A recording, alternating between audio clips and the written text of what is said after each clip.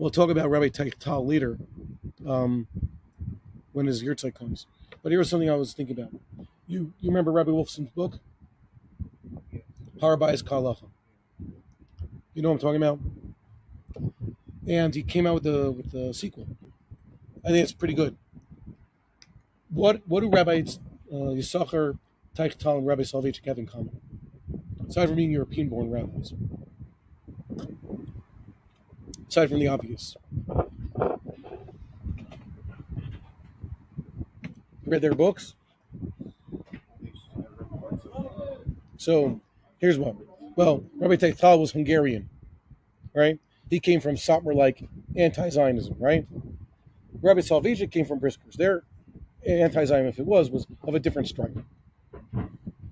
Rabbi Tal, victim of the Holocaust, apparently died toward the end of it.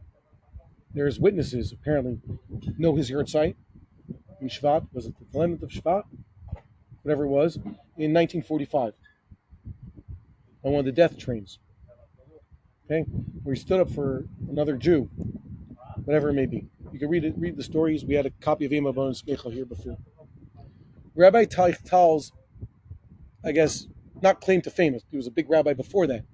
But what makes him unique is that he had a major change of heart regarding his relationship toward the settlement of the land of Israel and Zionist developments of the first half of the 20th century, correct? What is Ema Banu Smecha? What is it, ultimately? Yes, called a post-mortem. Rabbi Teichtal basically realized this was a big mistake. We shouldn't have been against this whole settling land of Israel thing because it got us all killed in the Holocaust. We shouldn't have allowed the Zionists to pick up this orphan mitzvah. The Jews who are loyal to the Torah should have been at the forefront of trying to not necessarily found the state, but get everybody back there to Israel. We should have done so all along. And our opposition to this was only to our detriment. So he wrote a whole book about it. Okay, Rabbi Soloveitchik also, the Holocaust had him what do you call it? Have a major change of heart. Right? Rabbi Soloveitchik was not really involved in what we call, for lack of a better term, Zionist political activity or activism before the war. And he had a major change of heart. You can read about it in his books. He became the head of the Mizrahi in America. He'd give speeches on Yom Ha'atzmaut, his major speech every year. His father's yurtzeit, his mother's yurtzeit, and Yom Ha'atzmaut. Rabbi Soloveitchik wrote about this. We should have called the dito fake. The same thing I was talking about before. His big diuk about the who is Amalek. That's a footnote to one of his major works of religious Zionism. Not Halach Man, not Lonely Man of Faith. The other books. So they realized, what are we doing here? Okay? It's not an ideology necessarily, but they how certain, I guess, practical aspects required by the Torah were demanded, and we just didn't fulfill them. Okay? So I'm wondering now, we've said all along that the Harabayis issue, the Beis HaMikdash issues, is analogous to the anti-Zionism as it was 100 years ago. Like the guys who came over, maybe you were at the table with them on Shabbos, their yeshiva had a staff meeting where they decided they're going to allow their students to go to Harabayis. Why?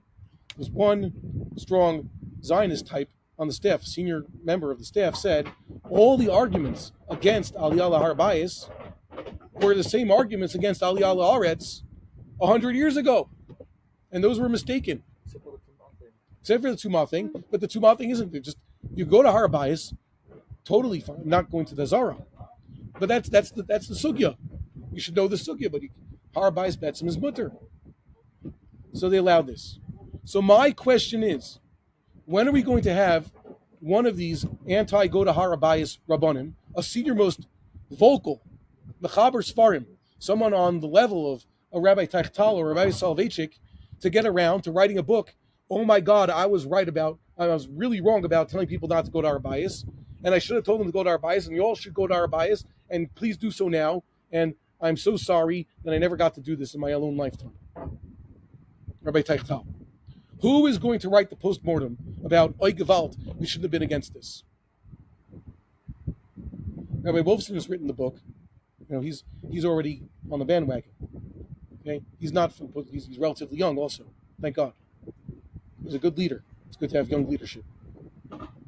When are we going to have the postmortem? Which rabbi is going to write the equivalent? Do you have any ideas? Because I know it's going to be written.